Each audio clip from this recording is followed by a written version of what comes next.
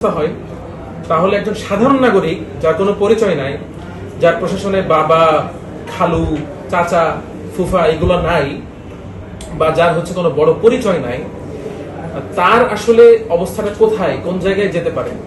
প্রসঙ্গত একটু বলে রাখি, আমার একটা ছোট্ট অভিজ্ঞতা যে আমি আপনারা সবাই জানেন যে এই ঈদুল আজহার মাত্র 3 দিন আগে আমাকে কারাগারে যেতে হয়েছিল খুব অল্প সময়ের জন্য।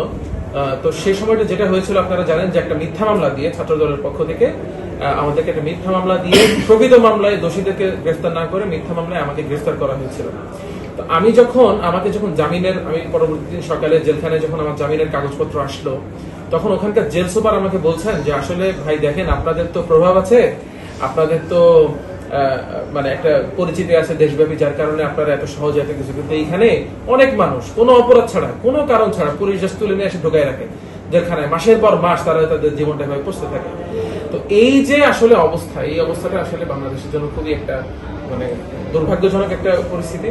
এবং জুলাইয়ের পরে এই অবস্থাটা যে বিরাজ করবে এবং এটা যে কন্টিনিউ করবে, এটা আসলে আমাদের একেবারেই মানে এটা কল্পনার বাইরে। এটা আমরা একসময় কল্পনা করতে পারিনি যে জুলাইয়ের পরে এমন কিছু আমাদেরকে এত দ্রুত দেখা লাগবে।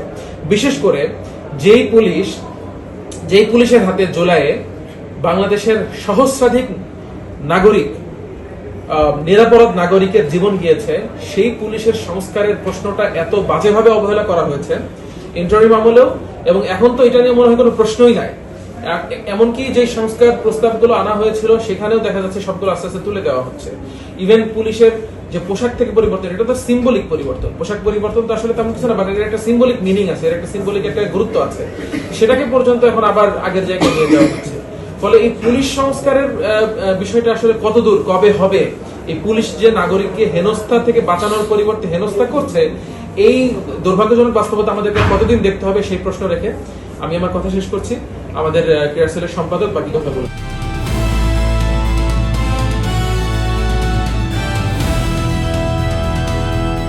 দিনাজপুর টিভি, মানুষের জীবনের কথা বলে।